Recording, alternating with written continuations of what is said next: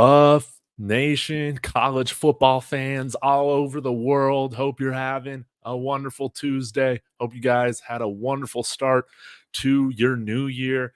Y'all let me know who's watching. Hit that like on the way in. Really appreciate it. I want to know your thoughts on the games yesterday. Phenomenal. Can we just get out and say up front that the College Football Playoff Committee got this thing right? I mean, both games essentially came down to the last play of the game. You couldn't have asked for more competitive matchups. And I went 0 for 2 yesterday. I picked the Alabama Crimson Tide and the Texas Longhorns to take care of business, and totally wrong. But that doesn't mean that I'm not looking forward to this national title matchup. The storylines are great between the Michigan Wolverines and the Washington Huskies.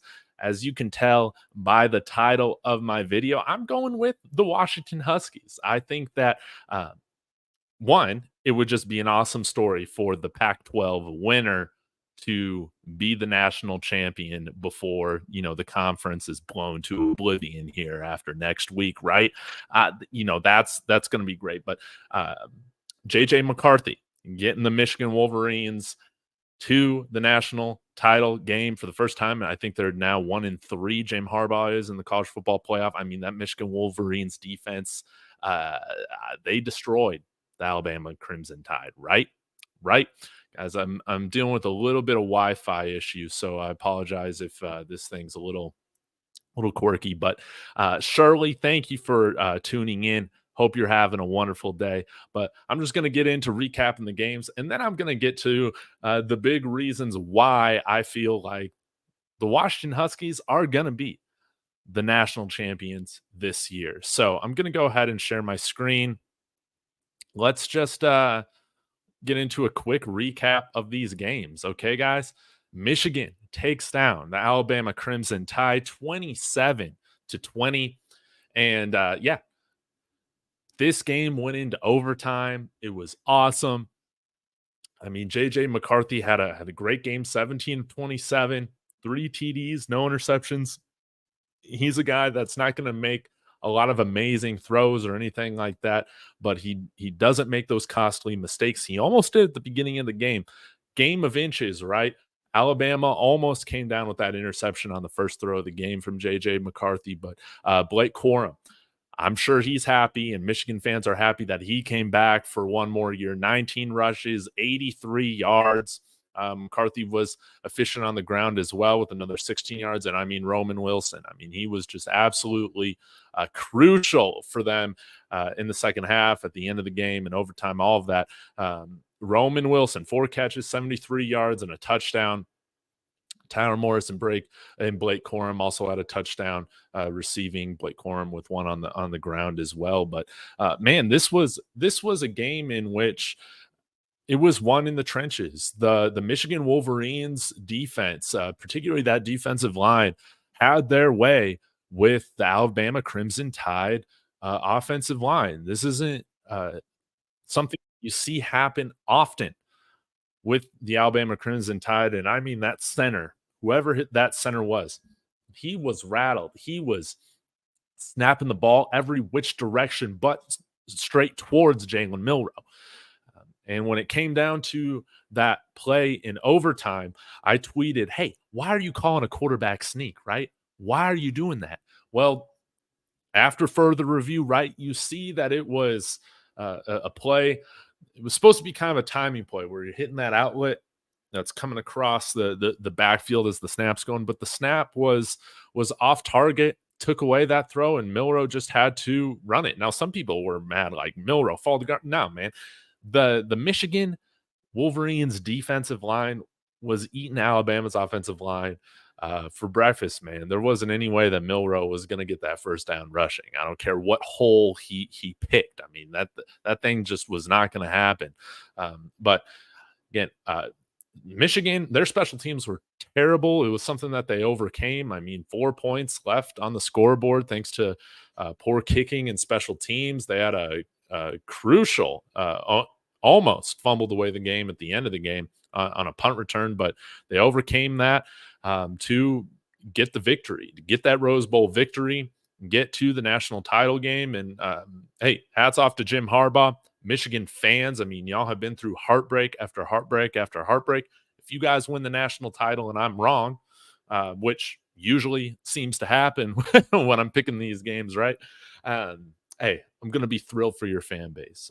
It's been a long time coming. You guys haven't won a national title in quite a long time. You guys played really, really, really well. Now, let me get in before I get to your comments. Let's take a look here at Texas Longhorns, Washington Huskies. Now, I got a soft spot for Texas. I root for Texas. And hey, once Arch Manning is going to be the starter for the Texas Longhorns, I'm probably going to be rooting for them even harder, right?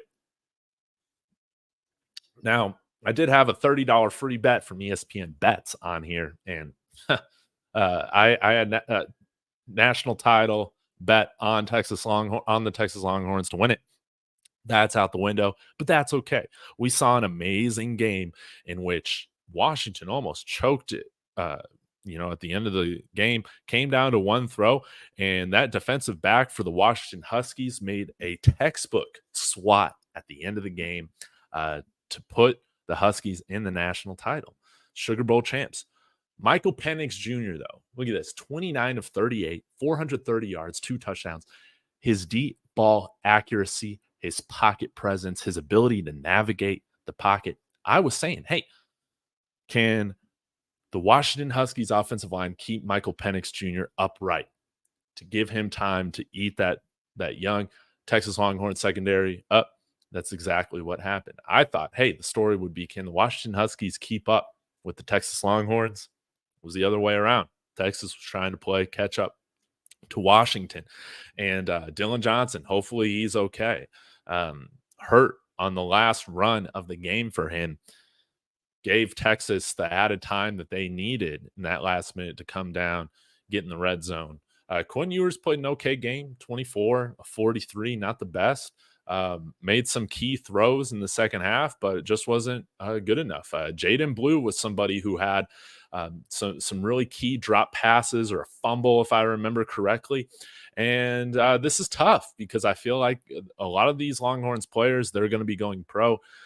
You're going to have a lot of new guys in that starting lineup on both offense and defense next year. This was the best opportunity that they had to get a national title. I don't see them getting it next year, but what do I know? What do I know, right? I picked the Longhorns and the Crimson Tide to win yesterday, and I was wrong. But Michael Penix Jr., I mean, this just shows again. Of course, Jane Daniels put up amazing stats, but if you watch the Pac-12 this year, Michael Penix Jr. was the best player in the conference. He was fantastic. He should have been the Heisman winner, just like Christian McCaffrey should have been years ago at Stanford. The problem is that nobody's staying up late to watch West Coast football. You see that bias happen again. He played lights out. And I'll get to the team stats, and then we can get through the pro football focus stuff on Michael Penix. But I think Michael Penix is going to be the reason why the Huskies get this thing done. I'll get to that here in a minute, but this was a really fun game. Lexi was saying, I like it when there's my kind of game is where a lot of points are scored. And I said, you know what? That's how I feel as well. Over 1,000 yards of total offense in this game. It was awesome. But you see the turnovers here. This was probably the difference here. 2 turnovers to 1. Washington dominated the time of possession. The Longhorns couldn't really get much going with the passing game. Let's be honest. That Washington defense played much better than people anticipated, even though they still gave up 31 points. Particularly they stepped up in key moments, and they provided good pass rush that clearly disrupted Quinn Ewers and that passing attack from the Texas Longhorns. They played great. But now let's get into some of the pro football focus stuff with Michael Penix Jr. And this is why I feel like, hey, that Texas defense, that defensive front, that was a big deal. The secondary for the Texas Longhorns was kind of their weak point in the defense. And you saw Michael Penix. I mean, he had his highest rated game of the year. I think it was a 93 point something from Pro Football Focus. this game against the Longhorns, and I just wanted to show you guys where he was. I mean, with the deep ball. I mean, look at this: 3 for 3 center plus 20, 2 TDs, 158 point, perfect quarterback rating. 100 yards, 2 TDs. He was great. You saw the deep balls that he threw to the outside left. It was huge too. 4 of 6, 128 yards. And then he was just money where he needed to be in the short to behind the line of scrimmage, obviously. But he made so many key accurate throws. I forgot that he was picked off right here, was he?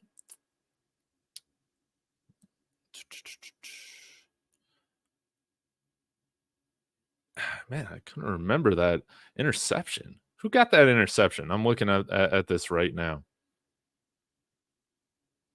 Maybe I'm looking at the wrong game.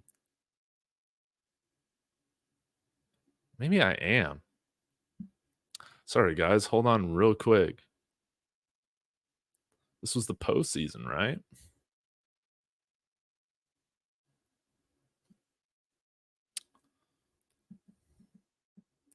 So I was like, he didn't throw an interception.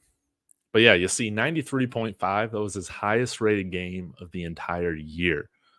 Played just phenomenal. Let me go ahead and we'll get to this.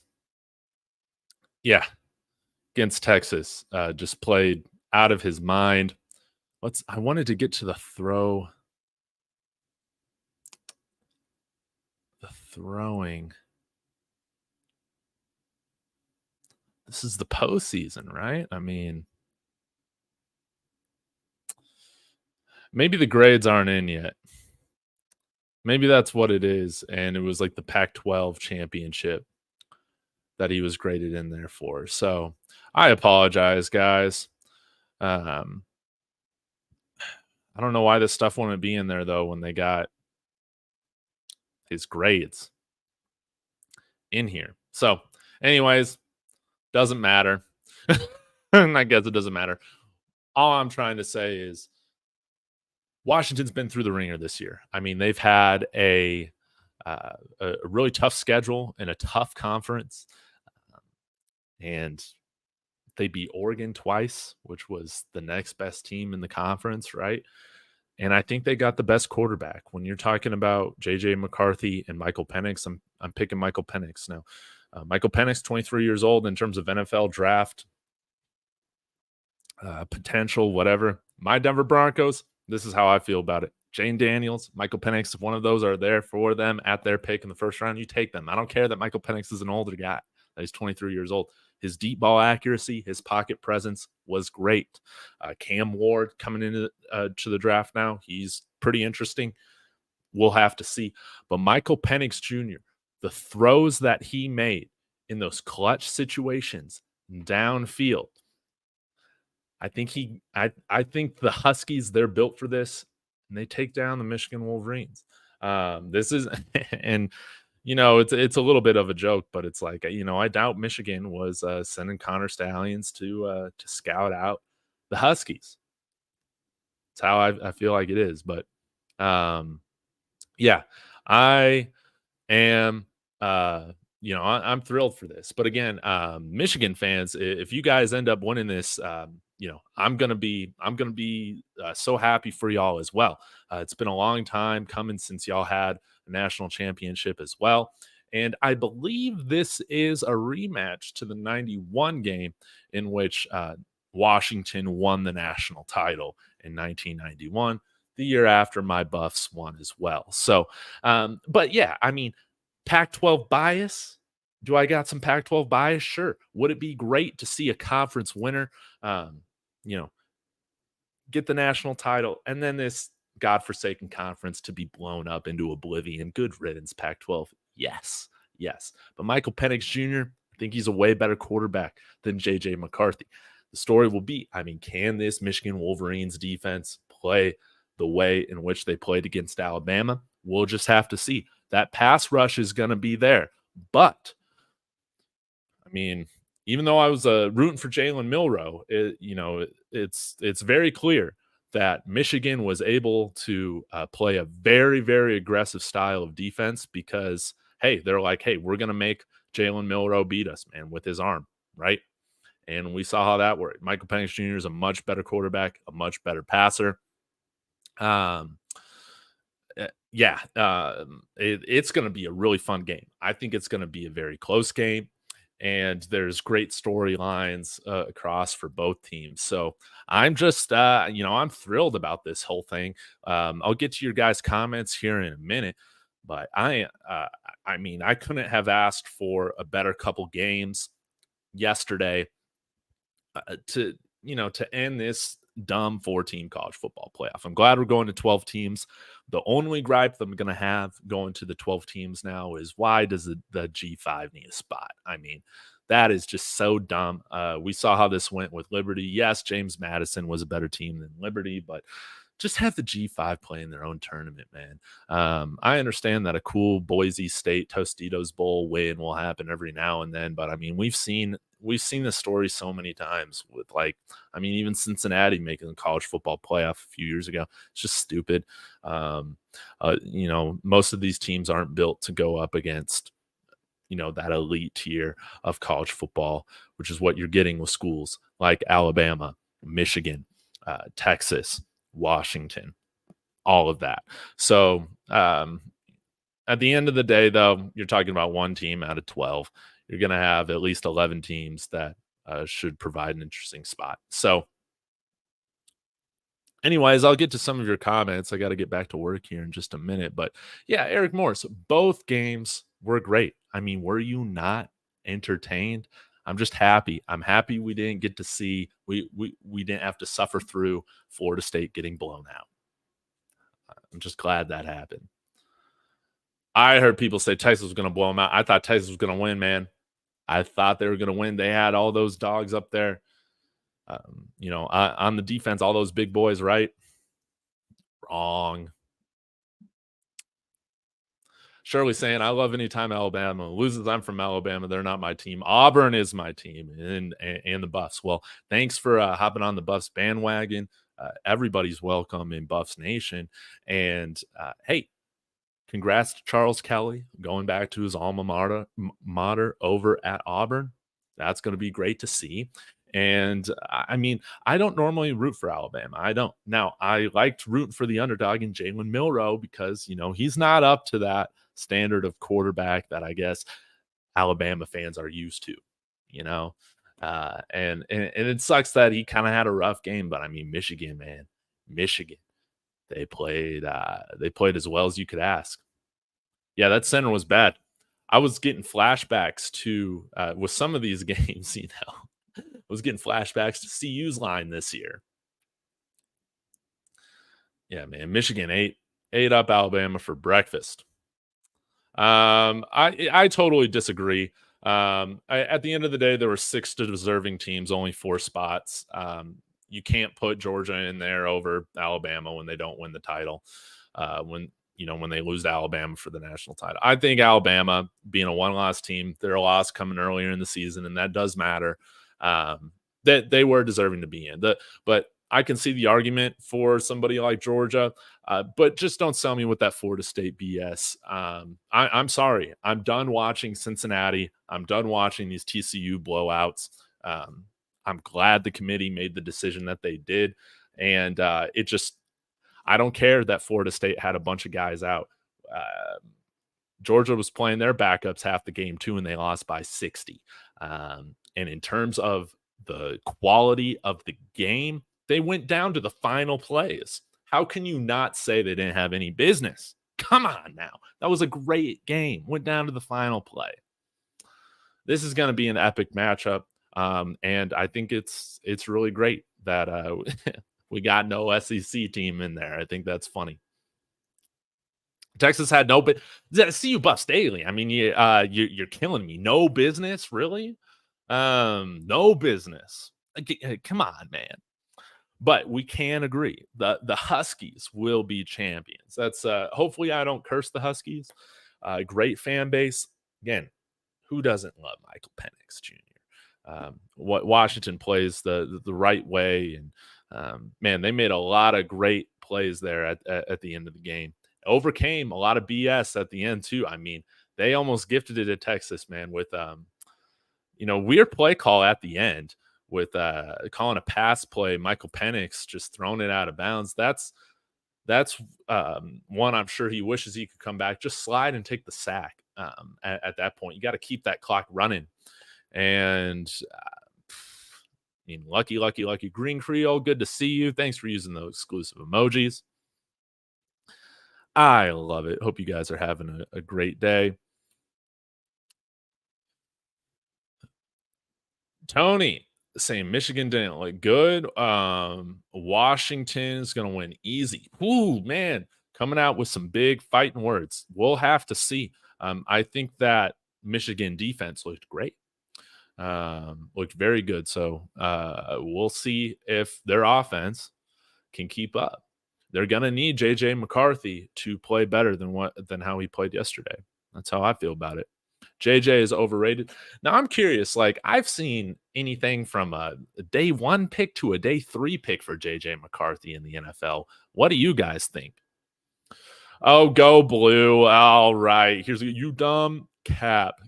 Well, I will say congratulations to you guys finally getting over the hump, getting to the national title.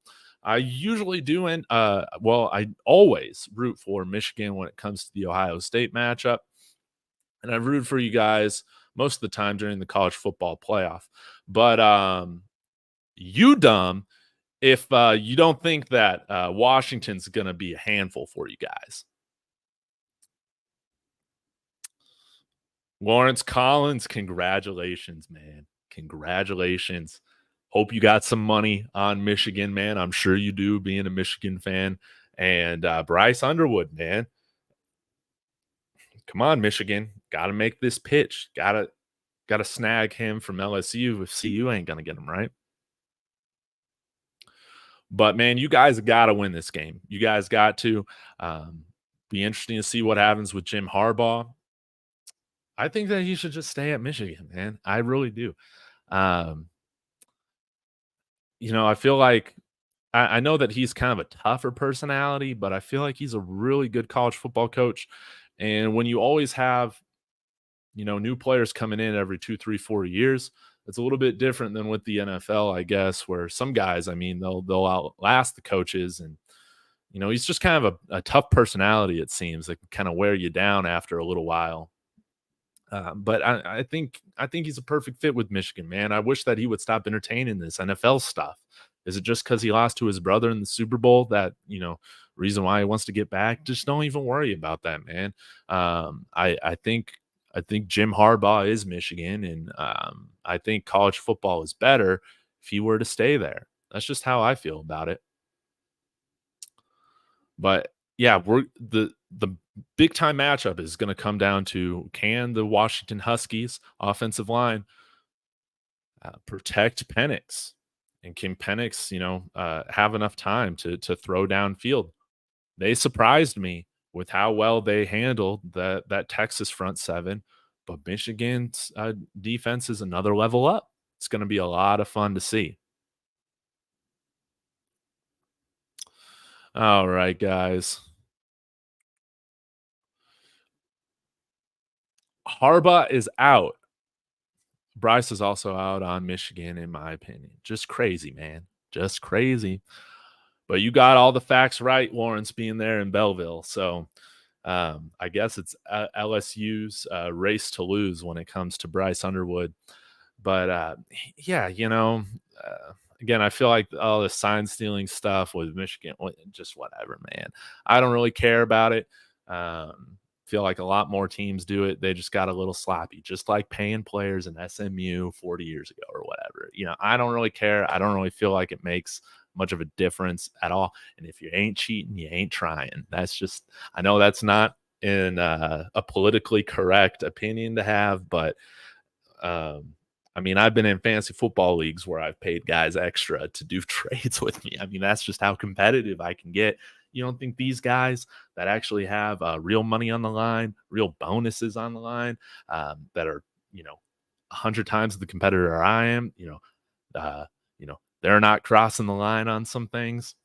That's just how it is. It's going to be fun to watch, but regardless of how the result turns out, I'm going to be thrilled for Michigan Wolverines fans or Washington Huskies fans. I'm going to have a national title winner that I'm going to feel great about. So, anyways, guys, I'm going to get to it. I'll probably be back later today. Feels great to finally be home after all this travel. So, anyways, guys, thanks for tuning in. Hit that like on the way out. Please consider subscribing. We're on our way to 7,000 now. Crazy, crazy, crazy. And as always, Sco Buffs.